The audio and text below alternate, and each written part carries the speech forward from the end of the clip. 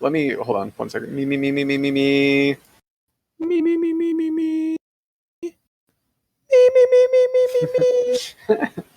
Okay. Hello, and welcome to Bodied, a Cloud9 fancast. As always, I'm your host Havokpus, and I'm joined by Frozencreek, my partner in crime. Hello. It is Wednesday, October 2nd at 8:30 p.m. Eastern Standard Time. So we apologize that any news you get could be late. So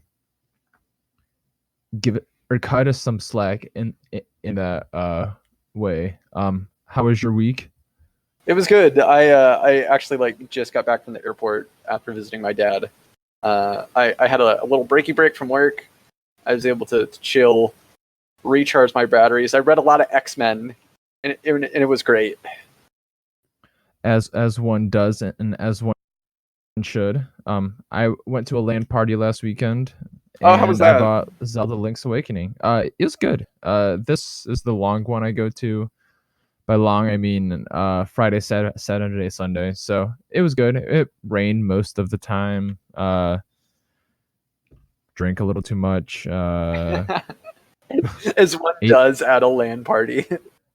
Ate way too much crappy food, as one definitely does at a LAN party. So it was good. Okay, well that's fun. I've never been to a LAN party, but it's good that you had fun. Well, I'll invite you up to the next one in Fort Wayne, Indiana.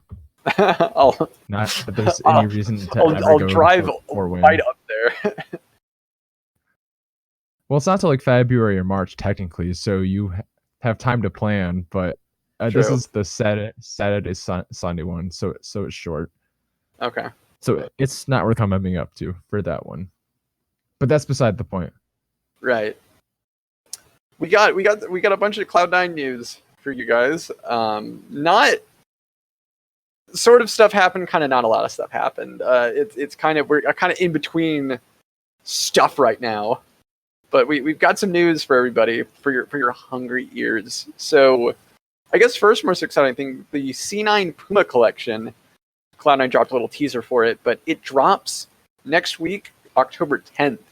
And I'm hoping for some shoes, Frozen. I'm wanting some Cloud9 shoes. Yeah, I know a lot of you guys are fiends about the shoes, so I have to imagine there's going to be something in there, at least some kind of knockoff off some of their basic shoes with just a Cloud9 logo on it at the very least. But I will still buy it. We'll have to see. I probably won't buy the shoes. I could see myself buying something else though. I definitely buy the shoes. I guess it depends on how they look. I really like those ones where it's kind of like the whole shoe is kind of like a mesh kind of fiber kind of thing, where like it doesn't really have like a tongue, like it's just like the whole shoe. I like that style. And I mean it's Puma, so like it'd be kind of weird for them not to have like a signature shoe, I feel. Yeah. I thought the ad for it was super cool, so I'm hoping that they're able to come through with some cool stuff. Oh yeah, I wonder if they're gonna be actually making our jerseys and such next year. I could definitely see it. I think actually maybe no. At least for I think because LCS teams have like Riot has a specific deal with I think some company that makes all the jerseys. Oh, and they go through Walmart, who doesn't actually sell anything, as one does. But yeah, the teaser for it was actually oddly cinematic, which was weird. I didn't expect that kind of production value for like a clothing line. Yeah, just for an esport, but it was dope. If you haven't seen it, go out and watch it. Sneaky looked like a badass, so. It has like pretty much all the C9 staples, really. Like I think like pretty much all the big names were there. Sneaky was there, Manga was there. I think a couple other streamers were there. I think maybe a few of the CSGO players were there also. I think. I can't remember who all was featured in it, but a lot of players across a few of our different teams were there, which is great. I like it when it's a very like brand, kind of integrity, and everyone is involved. it makes it feel more like like a family. Oh yeah, and Mango pushed it over for the top. It went from good to great. Oh yeah, for Just by sure. Seeing his Mango there hot was bod there. it was such a surprise because I didn't expect Mango to be there because he's not really involved in kind of the branding part with C9. He's just, Mango's Mango. But to see Mango there, it's just like, oh heck, it's Mango. He's there. Yeah, I'm assuming he'll be repping a bunch of the stuff too. So. Oh yeah, I think that's cool to I think see. he usually on his streams and stuff, he always wears a bunch of Cloud9 merch. So it's not like he's not going to wear it. Especially Cloud9's merch has been really like well designed lately. I feel like whoever they go to design their merch, like their summer collection. I didn't buy any of it, but their summer collection just looks super dope. Yeah, it did. The one I bought was by far the coolest shirt, the striped one. Yeah, the striped one looked super good. It was like super minimalist. They had they had a few other cool shirts, but like they've been really on point about just kind of designing like merch that is a really nice mix of like fashion and esports. So it's like you can be casual, but then you can also be like, oh, I'm a fan of this team, and it has like ranging variations of esports to just casual, but like it's a really good blend. So it's not like you look really weird or like kind of out of place. Mm-hmm. Yeah, that's what I really liked about it too. So I'm hoping this is more of the same. Yeah, for sure. And I wouldn't doubt it, especially if they're working with Puma. But we should probably be moving on. We can't talk about fashion for 30 minutes. Try me. Maybe another time. Rainbow Six was able to win their matches for this week. They're actually undefeated, which is surprising. I think they're like 12-0, 13-0, which is super crazy just to consider. Like, it's really tough to kind of catch Rainbow Six because they're usually on when most people in North America are asleep. But I believe like they're like actually the strongest Korean team for their region. But when it comes to like international competition, which they have qualified for the APAC, that latest championship or event or whatever it is. When it comes to more international events where you're having to play like North American teams and European teams, they kind of struggle, which is somewhat understandable. But it's cool that we're like the best team in that region. I mean, it means something. No, yeah, for sure. And it's a good stepping stone to improving. Oh yeah, I never get a chance to watch it. It's definitely at a really unideal time of the year or of the day. So yeah, I caught a bit of it. Our team is actually really good. Just how they are able to make plays and stuff, even if they're a little bit behind in the game. I also just really like that. We have like a top team in a different region that's not North America. I think C9's been doing really good at just making themselves a more international brand. They have North American teams, of course, but then you have our Brazilian players from Fortnite, and I think one or both of our Teamfight Tactics players are Brazilian, and we have Jukes, of course, who's Brazilian. We have the London Spitfire that's sort of kind of has a little foothold in Europe, so it's a Korean team. Who's a Korean team? It's such a melting pot, Frozen. It's great that we have such an international organization instead of just one that has a foothold in one region, but we have it sort of all over, which is great. Oh yeah, it definitely says something about the Cloud9 brand. So yeah, for sure. I guess moving on, I don't suppose you caught our most recent CSGO adventures. There was some stuff happening today. I know we won a match and then we lost a match. So I believe it was yesterday we played against I'm blanking. That was the one I watched. I think it was like we played the Sharks today, Can't remember who we played yesterday. Team Singularity is who we played Monday. Oh, sorry, that's the one I watched. It's already Wednesday. Yeah, the team is looking better. I think that we have a little bit of problems, like kind of getting our feet, getting kind of off the ground. But like if the team starts hot, we look really good. Like Mixwell looks really good on the op. Tens and everyone's pulling their own weight. I think it's just that sometimes we get into a bad funk, and then we let the enemy kind of get far ahead, and then we kind of struggle to kind of dig ourselves out of a hole, especially on Nuke. I don't know why we keep playing Nuke as a map. I hate that map, but we keep playing Nuke. I think I know which one you're talking about. We had a really big comeback on it last year or 2 years ago at some point, and I think that's why. Nuke was we did good on this a couple times in a row, so let's keep going back. In the match on Monday, we played Nuke as the first map in the match, and we were at one point. It was like the score was like I think like 6-1 or 6-2, and we were struggling in a big way, but we eventually were able to win that map. But I hate that map because it is one of the few maps where it's like it's inside and it's like kind of layered, so you have like a few different floors to deal with, and the outside is like kind of big and kind of open, so it's just really difficult to kind of find a good place to like if you're super practiced on Nuke, you can probably do really great things, but if you're not as well practiced and you don't have good strats for it, it seems like it's really easy to kind of get tilted and have like a really big score disparity. Yeah, and I think it popped its head a couple times this week. So yeah, but I think the team is slowly improving. They look better. I think it's just a matter of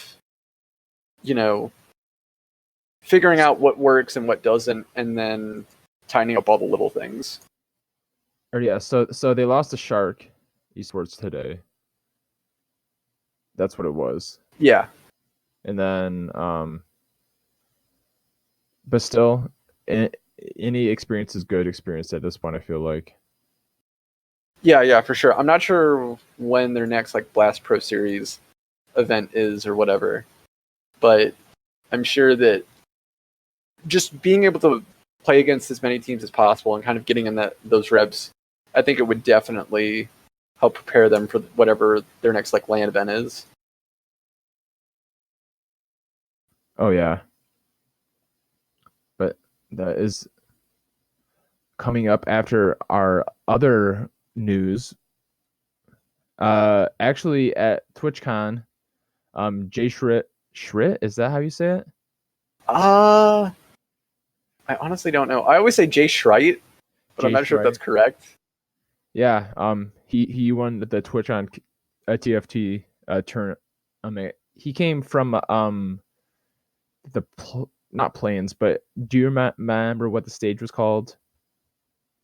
I can't remember. He had to make a really big run where he played for like 12 hours straight and came out and won the whole thing. Oh Jesus! Yeah, it was like a grueling day of just TFT. That sounds exhausting. He had to, as someone who works 12-hour shifts, it's exhausting. So I completely sympathize with him. He had to play through like the informal playing stage basically, and then once he got to the actual stage, he had to knock out like legitimately good people like Hafu, and then K3 Soju, who actually ended up in third place, which is wild that two Cloud9 guys got top 3. Yeah, I think that's super awesome. I wasn't able to watch their stuff, but I saw like that evening that he got first. I'm like, oh, sick. And it was just a small TFT tournament, but I think that one, it's important that our guys placed, but I think also we kind of got to see some competitive TFT, and maybe the more competitive events we can kind of maybe see if like there's going to be a competitive scene for that, or how the competitive scene is kind of going to go, or if Riot's going to maybe sponsor some kind of like actual league or something. Who knows? Yeah. And But it was also cool to see Hafu do so well. Hafu. Who do they play for? She's with G2. Okay. Yeah, and I watch her every morning almost. So I was happy to see her do well. Well, that's cool. Good for her. Oh, go ahead. Nope, it's all you. Okay, all right. Oh, have you been playing TFT still? No, I haven't been playing it recently. My whole time has been currently like, if I'm not like playing WoW, either like classic or retail, I'm like reading comic books. All right. Yeah, I'm gold 1 right now. I'm trying to get up to sick. Season ends, and I'm pretty sure I can do it, but I normally just play like 5 or 6 games a week, so I'm not playing enough to climb rapidly, but that's the goal.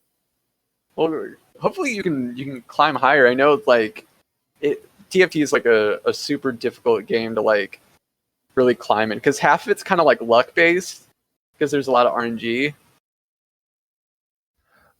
I feel like it's a little bit easier than most people think it is. You just have to be decent at controlling your econ and not getting trigger happy, and that's like 90% of it. I feel like just have like 4 comps in mind going into the game that you can flex to, and then it's just surviving to get gold, and that's about it. I swear it's relatively easy, but once you get to like diamond and shit, then it's a completely different game. But right, anybody could get to gold by trying a little bit. All you just got to do is use your thinky brain. Yeah, and like the crazy thing about it is that it's not as there aren't as many like late game options like in actual league, so you can follow some templates that play the actual game, and it'll be like, before Krugs, you should try and do this. You shouldn't spend any gold until this point, or you should just hyper roll up until Krugs or something. So it's easier than you think if you use the resources that are available. Well, maybe we can play together sometime. You can give me some pointers. I can do my best. Teach me, Frozen Senpai. Kia. Oh God, I'm out. Baka. I don't even know what that means. Anyway, before I degrade myself further, I guess the next bit of just really small news, our Brazilian Fortnite boys, Blackouts and Dracons. I'm not sure, Dr. Cons. I'm not sure how to say their name, because it's like DRXKONZ. Yeah, but you said it as right as I would say it. Yeah. But they got 3rd at the Brazil Fortnite Championship Series, which is pretty great. That had been going on for a little while, but it's great to see that the team, or them, I guess, was able to get 3rd place. And then I think our other player, I think it's Snow, I can't remember who it was. It was either Snow or Nick FPS. I think it might have been Nick FPS, but he got 5th. And I think that was for... Oh, woof. Oh, that's awesome.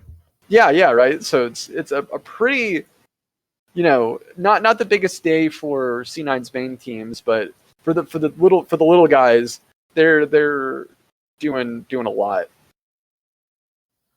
Or yeah, and 5th is nothing to scoff at anyway, but cool to see. I didn't get to see any of it, to be honest. I'm not a huge Fortnite guy, but yeah, I same should here. Probably try and do my best to at least watch, because at least I know what's happening in the game, unlike a Rainbow Six and WoW. So that's certainly something to me.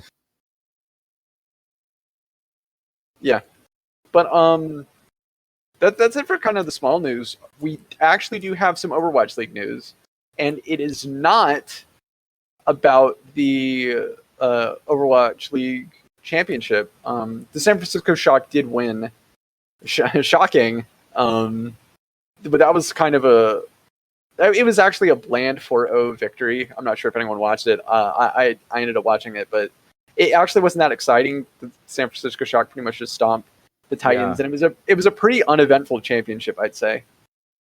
Besides the chandelier bastion, yeah, it was. Oh yeah, that was pretty hype. That was pretty sick.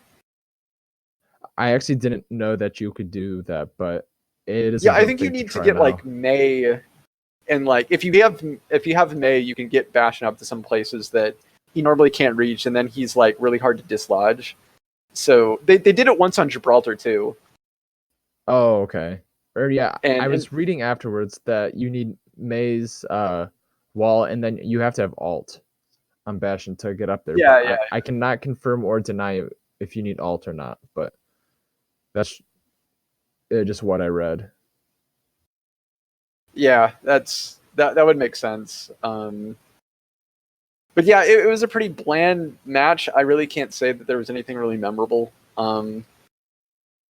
But we do have some London Spitfire news that might be memorable. So first and foremost, Jschritte, one of the coaches for London Spitfire, has left and is looking for new opportunities. So the rumors that London have been looking for some new coaching staff seem to be true. Frozen, what do you think of this move? Do you think was kind of expected or warranted? It feels like that they were gonna make moves anyway, just due to the huge underperformance throughout all 4 stages. They still managed to get to the playoffs, which I guess is a minor win for how poorly it seemed like they were doing in a week-by-week basis. But I don't think anybody in the organization finds barely making it into playoffs acceptable after winning the whole thing last year. So I think once Susie stepped down and the results were still highly questionable, I think it was always going to happen. And Jschritte is probably one of the appropriate dominoes to fall. We have a really long time until the year starts, so stuff can still happen. But it seems appropriate that is one of the first ones to fall still. Yeah, the season doesn't start till February, and until then we do still have the World Cup. Jeez, it's only October. Yeah. I do think that it's kind of appropriate. I think when last season, when the team was in a slump, Jschritte was at the helm, and fool me once, shame on you. But then we went into a slump post Goats meta, and once Coach 813 left, he kind of took over again, and then we kind of went into a similar slump. So lightning kind of doesn't strike twice, or whatever the metaphor is. But I think that after that, it's kind of like, he's not, he may not be the coach that we kind of need. I think we do just need like a coach that is able to more take charge and really push the players to improving and playing more as a unit and being able to corral them. And I don't think that the coaching staff so far has been able to really do that. Like, the exception would be the playoffs, but I think it was because I think the coach that's currently coaching for the Seoul Dynasty, they went and coached for us during the playoffs last season. And I think that's what helped us. But since they left, we kind of went back to kind of where we were before, we were really uncoordinated. Also, pile on top of this, the London Spitfire is currently having open tryouts. So they made a tweet about it. It was in Korean, but they're having open tryouts. There have been some really soft rumors, maybe signing Carpe, maybe signing Sparkle, I think. Sparkle, right? 9-1. Yeah. There's also been a rumor that we were maybe looking at, there's this tank off tank duo for a Korean team that seemed to be really good. There was a rumor that we were maybe also going to pick them up as well. Nothing is super concrete. These are all just super soft rumors. Of course, nothing is going to be fact until the Spitfire announce it. But these are just really soft rumors. Definitely, them having open tryouts is interesting. They didn't say specifically for what positions they were trying out, so it could be a multitude of any positions. It could be them revamping their support line completely. It could be just replacing Bergring, or it could be replacing multiple positions across the team. It could also be just finding a new talent to sit on the bench and try out. Yeah, or at least have like a bench warmer to kind of really motivate you to play harder. And it's like, well, if you continue to mess up, we'll just swap the other guy in. Yeah, nothing motivates you like replacement. Unfortunately, that's true.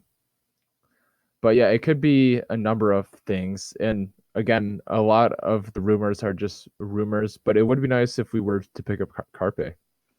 Oh yeah, Carpe is super sick, and I think he's maybe a bit more disciplined and more teamwork focused than Bergring. So Carpe would definitely be sick. And I think that, I think he maybe slumped this season, but I think part of that was because of Goat's meta. When you're not playing the position you're supposed to for so long, you kind of struggle a bit. But I think that having Carpe would definitely be a really nice replacement for Bergring.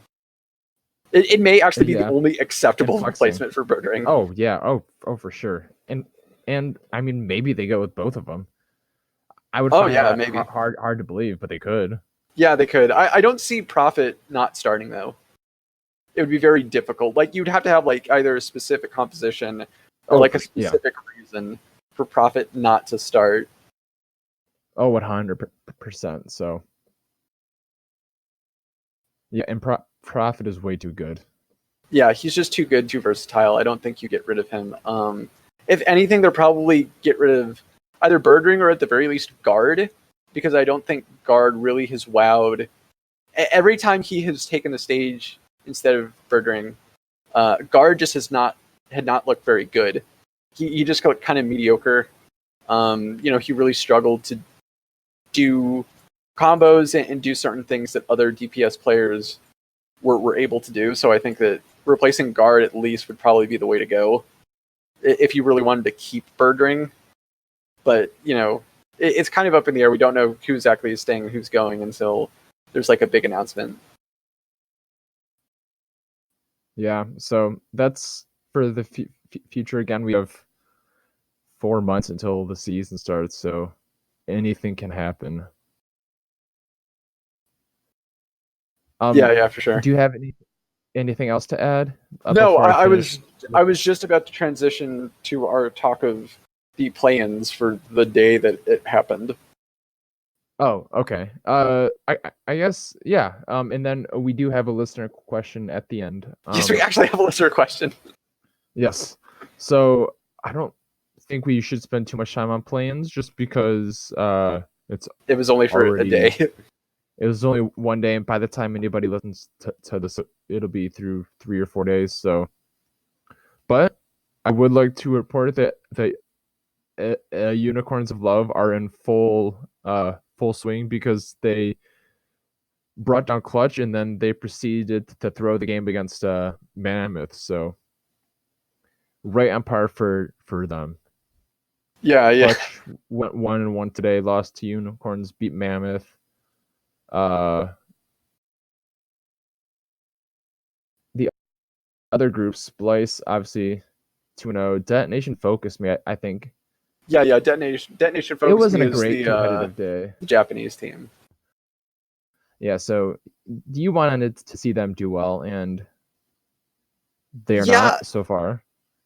This play-ins, at least so far. I remember last year, I was super hyped and like really moved by who was participating because it seemed that it was such a great mix of talent from like all over the world. Like it didn't really matter which region the team came from. It looked like they were really displaying some really great talent. Like I can't remember which team it was, but whatever team like White Lotus was on, it's like, oh, they have White Lotus and they look super good. And then you had the Vietnamese team, and then you had the the Japanese team, and then like you had all these teams from all over the world. Even if they were like a minor region, they were bringing in some really good talent and some really competitive talent. But at least, and this is just the first day, but it felt like this plans was kind of a step down because it wasn't that big bringing of this like really high quality talent regardless of region. Instead it was just, oh well, this is the LJL, they're gonna get demolished, and oh, you got these other teams. It doesn't feel as special, and it doesn't feel as competitive or exciting as it was last year. But to be fair, last year was like a really great world, so I don't know how you can specifically like top it. Oh yeah, but we still do have 2 more good days left. Group C should be interesting. I'm more excited for the playoffs just because we will hopefully get to see Clutch in Unicorns of Love take on some people. Hopefully Unicorns don't get stuck with Damwon or Splice. I think that's about it. Though it would be sad to see Vizichachi knock out Unicorns of Love. Yeah, that would be pretty funny. I think I'd get pain watching that just because he was such a rock at top lane for years. Oh yeah, it was him and Xerxes.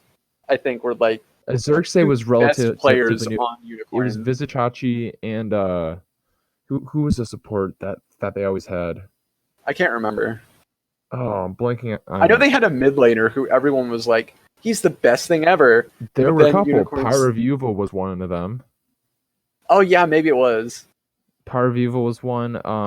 Oh boy, I need to go back and find like a season 7 roster. Yeah, you need to look that up. Because Pyre of Evil was the one who brought out the Sated Devourer Kale.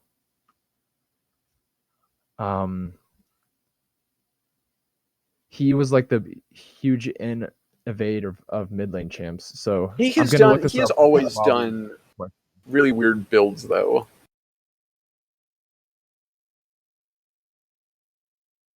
Because he'll do stuff like Nashor's Tooth, Orianna, and like other stuff. That's just like, I don't know why you would really build it this way. But he somehow makes it work, which is also weird. Oh yeah, yeah, and he's always been like that. Yeah. So he was saying is the support I was thinking of. Oh yeah, right, Hylissang, yeah. Yeah, they had who was the jungler? He brought out Nard jungle randomly. Nard jungle. It was Kakis, I think. He played Nard jungle. He played Shaco jungle for them. Man, that was such a fun team. Way back when it was Pyre of Evil. Kakis was in the jungle at some points. Julius was on that team at some point. Ah, man, sorry. I'm going way back in time because they were so much fun to watch. But Hylissang and Chachi are the big ones who are now gone. Yeah, it would really be great to see. Just fine. It'd be great to see.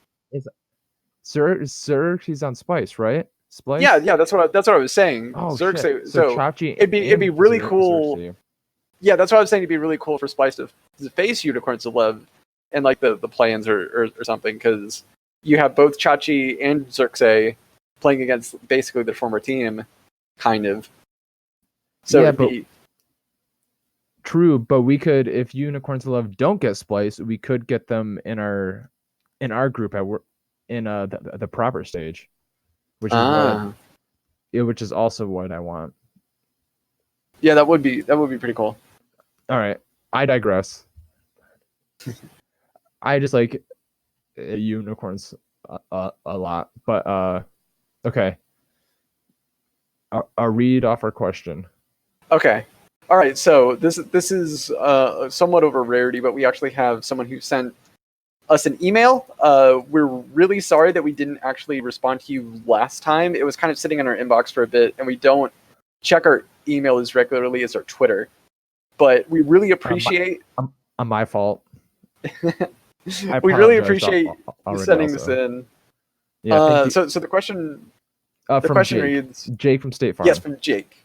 Jake from State Farm. So it says, my name is Jake, and I just wanted to say that I'm a big fan of the pod.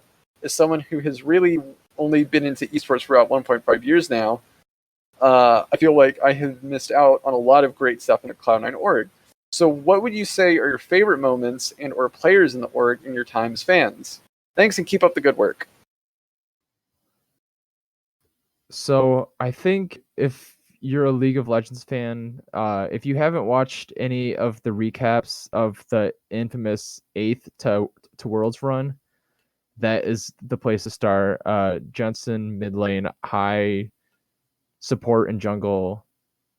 Maybe he was just jungle that year. High was Jensen replaced High in the mid lane and High left, but then High had to come back because the team was falling apart, and then for jungle he took Meteos' spot in the jungle. And then they went then they went from 8th to just good enough to get the last spot in Gauntlet. Yeah. Where they pulled out Shyvana and Amumu. Yeah, it was like Shyvana, Amumu, and Kha'Zix. Like, picks that like no one was playing. Yeah, and then they reverse sweep twice and eventually beat Team Liquid in the finals of the Gauntlet to go to Worlds. And then once they got to Worlds, they had the Immaculate 3-0 first week, I think. Yeah, and then everyone's like, "Oh, Cloud9 can get out of groups," and then they just completely lose the next week. And then they I think they lost 4 in a row or something like that. Did. Yeah, but that's beside the point. So Jake, the moment that made me a Cloud9 fan was when I started playing League. I was like, I'll just throw on this League of Legends game. I guess it's the finals or something. But Cloud9 actually lost this. It was season 5 spring finals. Maybe it was spring or summer finals. And Meteos had this really huge 5-man Sejuani ult on TSM. That was like the thing that hyped me up a lot, and I was like, oh, that was so sick. This High guy seems super dope, so I looked him up.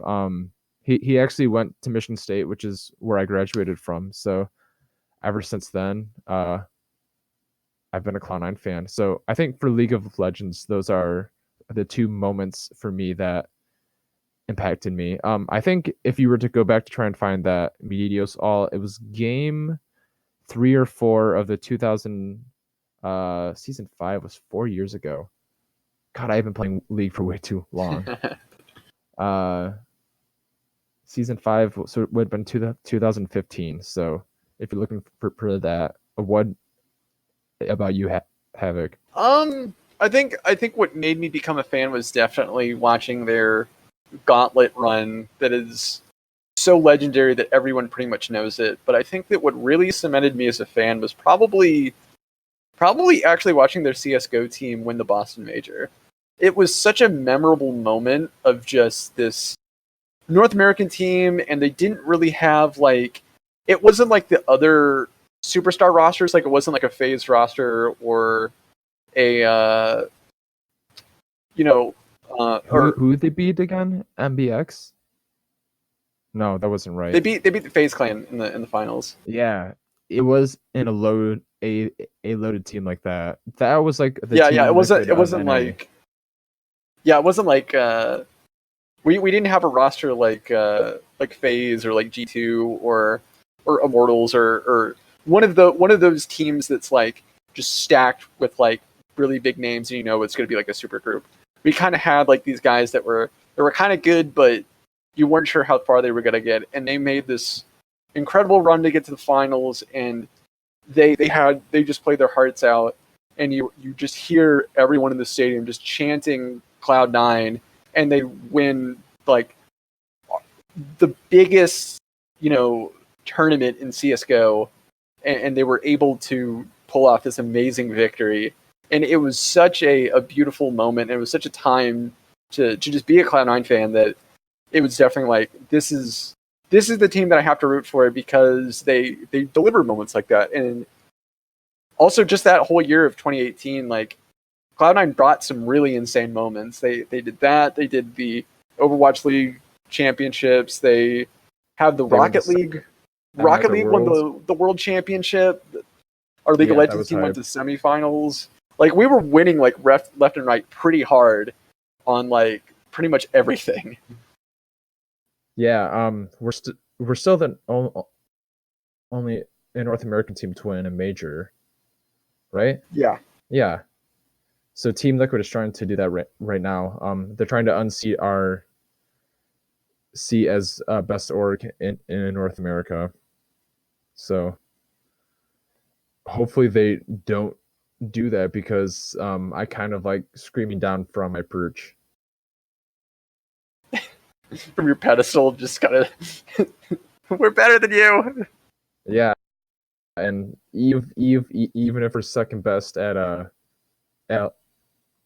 league recently, we still have Mango. We still got the Rocket League team, which is elite still. WoW's beyond elite. They're back-to-back defending champions. If they win BlizzCon, they'll be the best team in WoW, like unarguably. Yeah, so that should be really exciting. There's so much to enjoy. So thank you, Jake. We appreciate the question. If anybody else wants to offer some other moments, I'm pretty open. One other one I can think of was in that 2016 Worlds, the Gauntlet run. Watching High playing Lee Sin and pretty much blind kicking a Rengar to win the game against, I don't know who they beat that game, but somehow he spotted Rengar on a ward and blind kicked him from. I remember that. I remember the moment. I don't remember specifically what he was like, who they were playing against, but I remember that specific moment. Yeah, it was pretty dope. So go back and watch all of that if you can. I might have to also, but once Worlds is done, because that was a really fun time to be a Cloud9 fan. That was probably like the most fun, because there were no expectations, and they just went out there and just had fun. Yeah, and I think that's usually when Cloud9 creates like the best memories, is when like their league team just was running around like a bunch of idiots, but managing to do stuff. Oh yeah, and I think that's what's been so much fun about them in general, is that they're not scared to do stupid shit just to do stupid shit. Yeah, for sure. All right, well, I think that's about it. All right, well, I'm going to close this on out. Thank you for listening to Bodied, a Cloud9 fancast. If you have any questions like the one that Jake just sent us, probably the best way to do that is to just @ us on Twitter at C9Bodied, and we will probably for sure get back to you and not have your message sit there in our inbox forever. It wasn't that long. It was only a couple weeks, but I will check the inbox more, I promise. Yeah. So you can also email them if you prefer that way, or post them on the Reddit threads, or DM me after I post. Thank you for listening, and we'll see you again next time. Bye, guys. Goodbye. Bye.